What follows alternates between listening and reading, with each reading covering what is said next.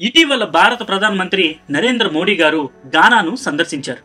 అక్కడి ప్రజలు తమ హిందూ మూలాలను సగర్వంగా మన దేశ ప్రధాని ముందు ప్రదర్శించడం చాలా ఆశ్చర్యకరమైన విషయం అనే చెప్పాలి. హరే రామ్ హరే కృష్ణ అంటూ వారు తమ ఆధ్యాత్మిక అనుబంధాన్ని చాటుకున్నారు.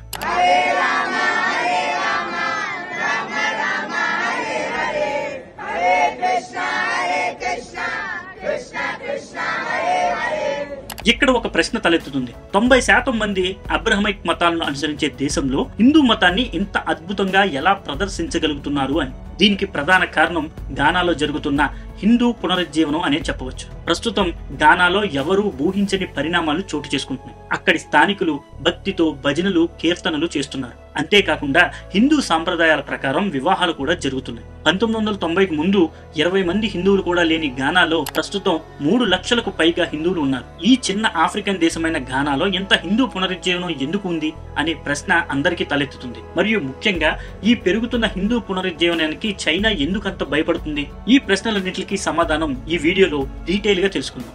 ఈ వీడియో చాలా ఇంట్రెస్టింగ్ గా ఉంటుంది. స్కిప్ చేయకుండా చివరి వరకు చూడండి.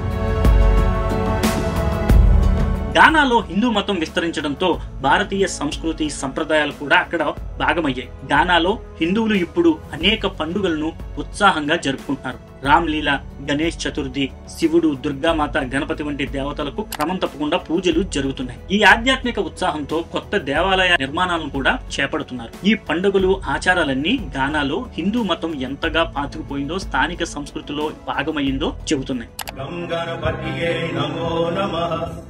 श्रीसिद्धिविनायक नमो नमः, अष्टविनायक नमो नमः, गणपति बाबा मोरया. నేడు గానా ఆఫ్రికాలో అత్యధిక జనాభా కలిగిన 13వ దేశం. గానా జనాభా గురించి మనం మాట్లాడుకుంటే దాదాపు 3.4 కోట్ల మంది ఇక్కడ నివసిస్తున్నారు. అందులో 2.4 కోట్ల మంది 71% క్రైస్తవ మతాన్ని అనుసరిస్తున్నారు. అయితే 60 లక్షల మంది 20% జనాభా ఇస్లాం ను అనుసరిస్తున్నారు. గానా చరిత్ర పరిశీలించినప్పుడు ఇక్కడ పూర్వపు స్థానిక మతాలు అనిమిజాన్ని అనుసరించబడ్డాయి. ఇక్కడ నివసించే తెగలు మొదట ప్రకృతి ఆరాధకులు. ఆకాన్, మౌల్దాగ్బాని, ఇయు, కువాన్ వంటి వివిధ జాతి తెగలు భూమిని, నదులను, చెట్లను, పూర్వీకులను మరియు ఆత్మలను వారి సొంత మార్గాల్లో పూజించేవారు.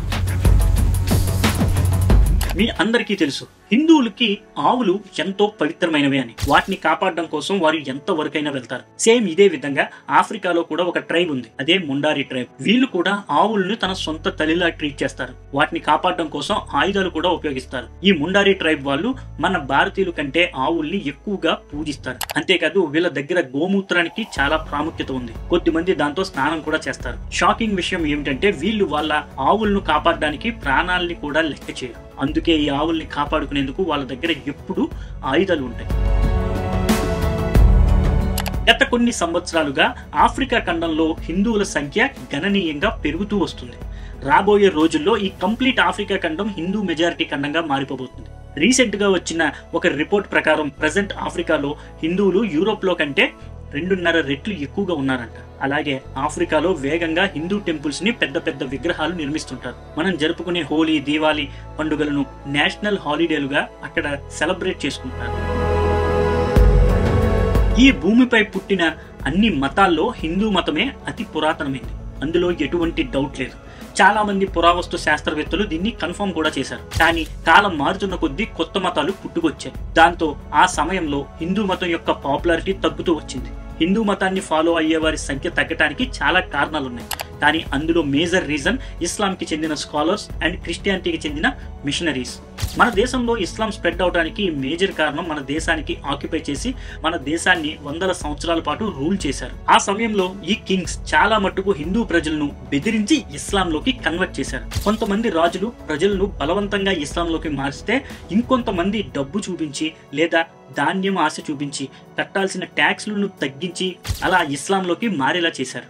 ఆ విధంగా ఒక సమయంలో ప్రపంచంలోనే టాప్ లో ఉన్న హిందూ ధర్మం ఇప్పుడు ప్రజెంట్ 3వ స్థానంలోకి పడిపోయింది. ప్రజెంట్ గా ప్రపంచ వ్యాప్తంగా హిందూ మతాన్ని ఫాలో అయ్యే వారి సంఖ్య 1.2 బిలియన్ల నుంచి 1.35 బిలియన్ల వరకు ఉంటుంది. గ్లోబల్ పాపులేషన్ మొత్తంలో 15 నుంచి 16% హిందువులు ఉన్నారు. ఈ పాపులేషన్ లో దాదాపు 95% మన ఇండియాలోనే ఉంటారు. ఒకప్పుడు గోల్డ్ కోస్ట్ గా పిలువబడిన గానా సంఖ్యలను తెంచుకుని స్వతంత్ర గాలి పీల్చుకుంటున్న సమయం అది. 1957 మార్చి 6న బ్రిటిష్ సామ్రాజ్యం గానాకు స్వతంత్ర దేశంగా ప్రకటించింది. ఆఫ్రికా ఖండంలో 9వ దేశంగా గానా కొత్తగా పుట్టింది. అప్పటికే ఈ దేశంలో ఇస్లాం మొదట అడుగు పెట్టేసింది. 1970 తర్వాత గానాలో ఒక అద్భుతమైన మార్పు జరిగింది.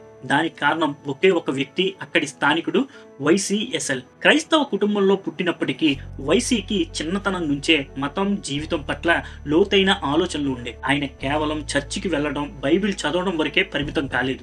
ఆత్మ, జీవితం, పరమార్థం, దేవుడు ఎవరు వంటి ప్రశ్నలకు సమాధానాలు వెతకాలని ఆయన మనసు తపన పడింది. క్రైస్తవ మతాన్ని చర్చిలోని లోతుగా అధ్యయనం చేసిన ఆయన ప్రశ్నలకు సరైన సమాధానాలు దొరకలేదు. ఈ అసంపూర్ణత ఆయనలో మరింత లోతైన అన్వేషణలకు ప్రేరణ ఇచ్చింది. క్రమంగా ఆయన ఇస్లాం, జుడాయిజం, జోరాస్ట్రిజం వంటి ఇతర మతాలను కూడా అధ్యయనం చేయడం మొదలుపెట్టారు. చివరికి ఆయన దృష్టి హిందూ మతంపై పడింది. భారతదేశంలో ప్రచురించబడిన భగవద్గీత, ముండక ఉపనిషత్తు, పతాంజలి యోగ సూత్రాలు వంటి కొన్ని గ్రంథాల ఆంగ్ల అనువాదాలు ఆయనకి లభించాయి. వాటిని చదివిన తర్వాత ఆయన ఆలోచన విధానం పూర్తిగా మారిపోయింది. ఈ గ్రంథాలలో ఆయన తర్కం ఆధారిత తత్వాన్ని కనుగొన్నారు. ప్రశ్నలను అణిచివేయకుండా వాటిని మరింత ఆలోచించేలా ప్రేరేపించే ఈ తత్వశాస్త్రమే తాను వెతుకుతున్నది అని ఆయన గ్రహించారు. ఈ మేధో ఆకర్షణతో ఆయన భారతదేశానికి రావాలని నిశ్చయించుకున్నారు. 1970ల మధ్యలో వైసీ భారత్కి చేరుకున్నారు. ఆయన మొదటగా వెళ్ళింది రిషికేశ్లోని డివైన్ లైఫ్ సొసైటీ ఆశ్రమానికి. అక్కడ ఆశ్రమాధిపతి అయిన స్వామి కృష్ణానంద సరస్వతిని కలుసుకున్నారు. వైసీ ఆశ్రయంలో ఉంటూ యోగా, ధ్యానం, శాస్త్రాల అధ్యయనం ప్రారంభించారు. ఎన్నో ఏళ్ల కృషి తర్వాత ఆయన దీక్ష తీసుకుని స్వామి గణానంద్ సరస్వతిగా కొత్తగా పేరు మార్చుకున్నారు. ఈ జ్ఞానాన్ని తన దేశ ప్రజలకు కూడా అందించాలనే స్పష్టమైన లక్ష్యంతో స్వామి గణానంద్గా తిరిగి గానాకు వెళ్లారు. ఆయన తిరిగి వచ్చిన తర్వాత గానా రాజధాని ఆక్రాలో ఆఫ్రికన్ హిందూ మానిస్టరీ అనే ఆలయాన్ని నిర్మించారు. ఒక భారతీయుడు కాకుండా ఒక స్థానిక వ్యక్తి స్థాపించిన వెస్ట్ ఆఫ్రికాలోని మొట్టమొదటి హిందూ టెంపుల్ ఇదే కావటం విశేషం.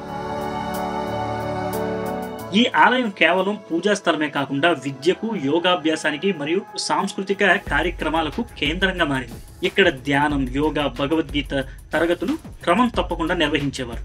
అలాగే మతపరమైన చర్చలు జరిగేవి. నెమ్మదిగా ఆక్రాలోని పండితులు, ఉపాధ్యాయులు మరియు ఉద్యోగులు వంటి స్థానికులు ఈ సంస్థలో చేరడం మొదలుపెట్టారు. ఆయన కేవలం ఆక్రాలోనే కాకుండా ఇతర ప్రాంతాల్లోనూ ఆలయాలను స్థాపించారు.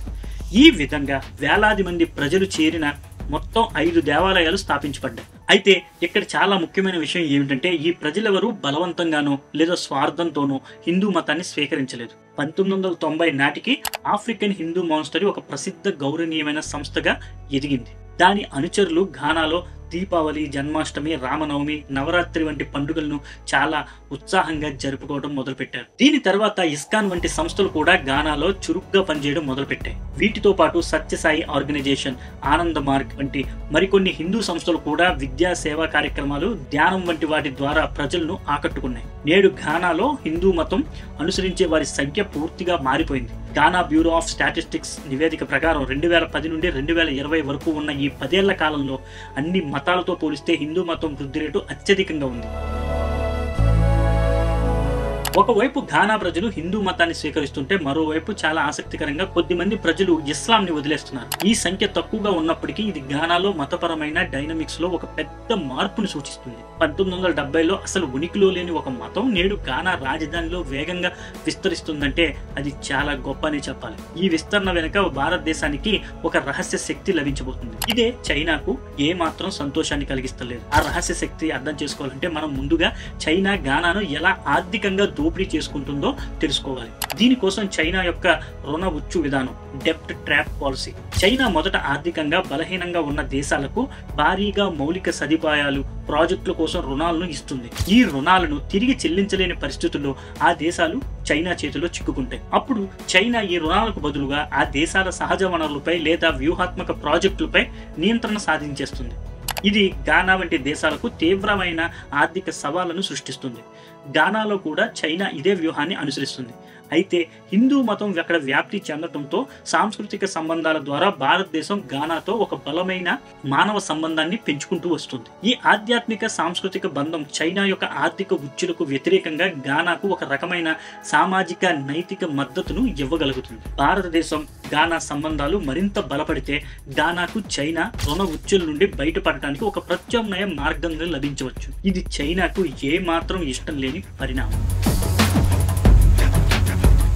వ్యవసాయం నుండి రవాణా వరకు గానాకు భారతదేశం సహాయం చేస్తుంది. ఎయిర్టెల్ వంటి సంస్థలు టెలికాం సేవలను అందిస్తున్నాయి. భారతదేశం ప్రారంభించిన పాన్ ఆఫ్రికన్ ఈ నెట్వర్క్ ప్రాజెక్ట్ ద్వారా భారతీయ విద్యా సంస్థలు, ఆసుపత్రులు గానాతో డిజిటల్ గా అనుసంధానమయ్యాయి. అంతేకాకుండా భారతదేశం ఇంధన రంగంలో కూడా సహాయం చేస్తుంది. నరేంద్ర మోడీ గానా పర్యటనలో ఆయనకు లభించిన స్వాగతం, భారతీయ సంస్కృతికి లభించిన ప్రాధాన్యత దీనికి ఒక నిదర్శనం.